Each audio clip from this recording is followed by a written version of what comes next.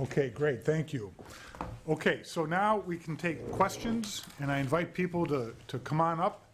And actually, to take a question, please go back to the microphone. They want to get this on tape. So if you wouldn't mind going back there. We'll rotate between in-house and webcast. And Tara, you have webcast questions for us? First, I'd like to say congratulations to everybody. Those were 3 great talks, really wonderful. Yes. I have 3 comments that I'd like to make, and I'm hoping that maybe you might respond. The first is that since we know that biology is changing and that young people physically are growing up much faster, what are the implications for brain development? And when I think about this question about reward sensitivity going down, and think about all the studies that I do that are in high school with 13, 14-year-olds, and I have to tell you, I cannot give them an honorarium or any kind of a reward to have them do any of the kinds of things that I need them to do for the work that I am interested in doing. So I'd be curious to hear what you think about the relationship between the two of that. The second is really a metric issue and a conceptual issue. So we talk about decrease in risk. And what are we really talking about? How much of a decrease in risk is it? What kind of a risk is it? And I think that these are kinds of things that we have to start thinking a lot more carefully about. And I would like you all to respond to that. When we think about risk sociologically, we always are thinking about kinds of things that are risky behaviors. But are there other kinds of risky behaviors that we really need to be thinking about in this period of young adulthood that we haven't really thought or teased out? And finally, this question about psychiatric disorders. I was wondering about effect sizes. Because when you look at the differences between these kind of changes that are occurring, well, how big are these changes really? And if we think about anxiety and stress, as young people are facing this, certainly in their early 20s, when in fact they have to take risks if they're going to get a job, they also are going to likely have increases in anxiety and stress. Well, how are we thinking about that in relationship to these psychiatric kind of disorder functions, and do they fall into any of these other categories or don't they? Great. I should mention that's Barbara Schneider. When you get up, please, you have to give your name. I didn't mention that, but now I am for the tape. Okay, 3 big questions. Who would like to go first? I'll start with the brain because it'll probably be very brief if I understood the context of what you were saying, and I think it ties into the risk aspect as well. And that is, if we're talking about young adulthood as opposed to adolescence, where reward and risk-taking is really driven by novelty seeking as a way to start to identify what behaviors you're going to become committed to through habits. I think in young adulthood, you've already reached that level where habitual behaviors have become established. And that can be good, or that can be, bad if it's a substance abuse problem, but it can be very good, if you have these correct habits. And the brain does look that way, even in the animal studies where striatal processes that support habit formation and learning are working a lot, are peaking in adolescence, and by young adulthood, they're there. So you have these tools of habit. Now, when you think of risk-taking, that, in adolescence, novelty-seeking, perhaps in young adulthood, like you were saying, putting yourself out there to get a job, is more about emotional risk. So that, delayed trajectory of social emotional development might be speaking to this period. So those are my comments. So let me address a couple of those questions. I've been thinking a lot about these exact things. I'm working on a book on the implications of the earlier onset of puberty in combination with the longer transition into adulthood for society and for young people. The model that some of us use in trying to understand some of the behaviors and risks that we've been talking about has to do with the temporal gap between the onset of puberty, which drives a lot of the dopamine activity that Bea was discussing, and the maturation of prefrontal functions, and that if you go back to the middle of the 19th century or so, when our best guess is that people went through puberty and they were about 16 and a half or so, and that they were entering into these adult roles in their early 20s, that what we might think of as adolescence was a very short span of time. And now if people are going through puberty when they're 10, 11, and they're not entering into these adult roles until they're in their mid-20s, we're talking about a period of time that's 3 times as long. And I think that what that has done has to increase the window of vulnerability that's caused by this maturational imbalance. You asked about, let me say that what we don't know is how much the maturation of prefrontal function is influenced by puberty. My suspicion from looking at the data is that it's less influenced by puberty than is the changes in the dopaminergic systems that Bea was talking about. So that if puberty is getting earlier, it doesn't necessarily mean that prefrontal development is happening earlier. That may be dependent much more on experiences. Right. So back to the question of risk and effect size and so forth. I don't know, I can't tell you offhand what the effect size is. I can tell you that if you look at the National Comorbidity Study, Ron Kessler's study, what they basically find is that there are almost no serious psychiatric disorders that have their onset before age 10. And that if you can live until 25 without having a serious psychiatric disorder, you are very, very unlikely to ever have one. So there is something about this period of time between 10 and 25 that is a period of heightened vulnerability. Whether 23 is more vulnerable than 19, I'm not sure. But I think it is widely agreed upon that that your chances of having a serious problem are much greater during this time period, probably for both biological and for cultural reasons. Let's not forget that we have also defined this period by a set of expectations that may raise levels of stress for individuals that most individuals can cope with perfectly, but that those who may be more biologically vulnerable, who don't have resources to help them get through the period, may succumb to.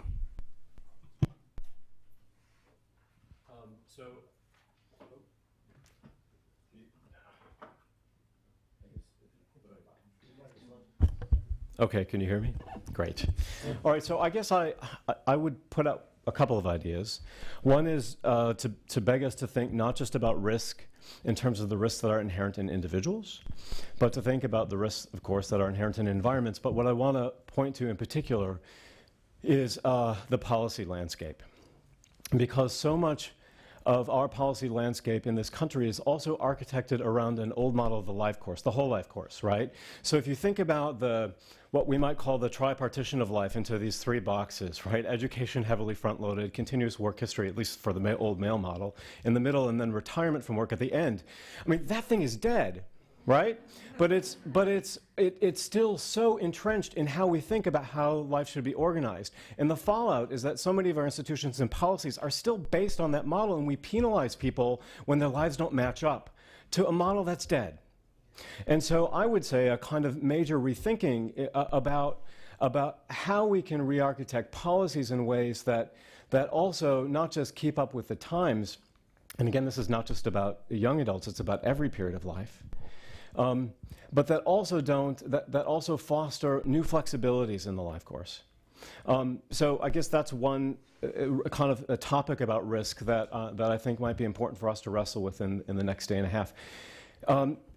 And that relates to the second point, in that we assume that early childhood is where the investments are at, and they are. And with good reason, but the discussion in Washington is also so short-sighted, in that the assumption is you do your best to offer heavy dosage then, and then whatever happens happens. And I think, look what I said is that the 20s are terribly consequential. I mean, the amount of inequality that gets generated over the 20s is extraordinary. So young people already start out on unequal footing, of course. But by the end of the 20s, that has exploded, and and when you think about the stuff that comes down, again, educational attainment, economic progress, the selection of intimate partners and parenting, all this stuff is terribly consequential for the decades that follow later.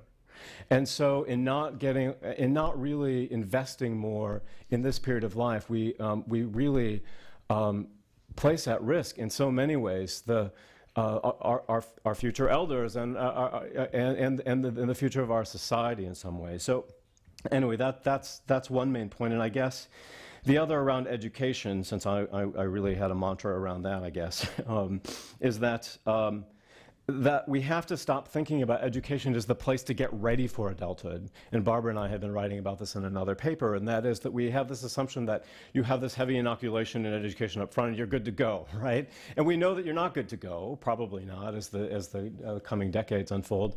And that we have in our classrooms people who are full-fledged adults.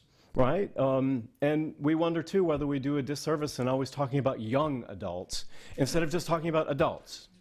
But in any case, I think sometimes our language and the way we think about what institutions are and what they're meant to do also create new risks. Great, thanks. Do we have a webcast, Tara? We Question? do. Okay. Thank you. Leslie from our webcast audience has asked, what has happened that men are struggling more than women? Yeah.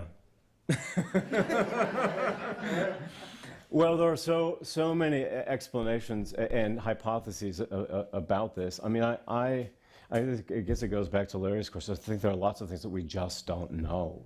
And this is an issue we really have to get our heads around. I mean, one hypothesis is the gains that have come for women have compromised the states of men. I don't think that's what's going on. I think there are unique things about what are going on for men, especially non-college bound men, or who in an earlier era would not have been college bound. And this goes back to Claire's point that there are also not productive pockets to hook them into as readily. And so for me, that's a big one. And it goes back to this bigger problem that we equate success. We equate success in early adulthood with getting a college degree. And I think, again, going back to Claire, the need to make visible alternative pathways that also lead to productive roles that maybe don't involve college or better reach those kinds of population who are really at risk for being disconnected in some way. Again, that's a male story. Thank you. So I think we have time for one more question from the room. Okay. Thank you. Hi, how are you? Dr. Christy Arnold. Also wanted to thank the panel, really informative. And I'm actually very excited that we're talking about young adults because that's the population I work with, and I do feel like they're often the forgotten population. To that point, I do serve primarily minority clients, low income. And so when I thought about the executive processes and planning of my students or the clients that I work with, I often feel like even when I'm sitting with a 22-year-old, I'm talking to a 32-year-old. Because of the life experiences that they've had, because of taking on a parent role in their household. Maybe the parent is literally absent or physically there, but emotionally, socially, mentally not really in the best position to serve as, quote unquote, a healthy parent. And so I just wanted the panel, it can be all three or due to time, maybe one, to just answer or to kind of shed light on what information we have about the development of the prefrontal, as well as just overall thinking and how the brain is operating when you have been almost parentified, for lack of better words, at a very young age, even down to during the early childhood years, lack of nutrition, just a stress that was placed on you then, and almost a stress that you have accepted you'll likely deal with throughout the course of your life. Dealing with generational poverty, these kind of things I think play a great role in working with the clients that I serve, who I feel like college is not necessarily on their agenda. If so, it would be great. But right now, just being able to survive, get a job, provide for my family, not be the one who goes to prison, not be the one who faces this. Those kind of things, I think, definitely plague the community that I work with. And so sometimes I feel like they have a different brain, and that they deal with a much more advanced brain because it was kind of forced upon them to be an adult at a very young age. So just wanted to hear your thoughts on that. I think you bring an excellent point, and I'll say just a couple of comments and then hand it over to the rest of the panel. As was mentioned before, plasticity in the brain is continuous, and the brain is adapting to the demands. So if you have earlier demands of things that we like to think of as responsibility, those parts of the brain will work together because of the demand, will strengthen, and that will be your primary mode of operation, and that tool will be available to you brain-wise. Early exposure to uncertainty and so forth has been found in the literature. For example, with low SES, it's not the lack of even stimulation or lack of proper nutrition. What really was affecting the brain is the uncertainty, the fact that you're hearing gunshots, that you don't know if you can go out and be hurt, that raises stress levels that actually affect the hippocampus, and you get a domino effect. So I don't know if that sheds some light, but you know, the brain is constantly maturing. It can appear to have propelled forward because of the demands that it had to begin with. So I would just add to that, you know, something that neuroscientists are fond of saying, which is that plasticity cuts both ways. It's not quite a bumper sticker yet, but maybe someday it will be. And I think that plasticity is a good thing when the experiences that people encounter are ones that are facilitative of learning, and that provide challenge within kind of an appropriately scaffolded range. But we also know that exposure to trauma and stress, particularly early in life, affect the development of prefrontal systems that may not be manifested until later in life. So the same kinds of challenges and demands that you're talking about in your question that might be helpful for brain development when encountered by somebody who's 16 or 17 might be harmful for brain development when encountered by somebody who's 3 or 4. So I think I think we need to think about when in development the experience that you're talking about is present.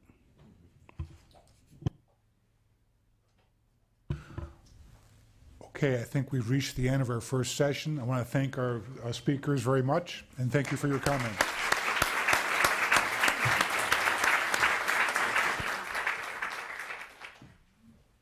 We will reconvene at 11.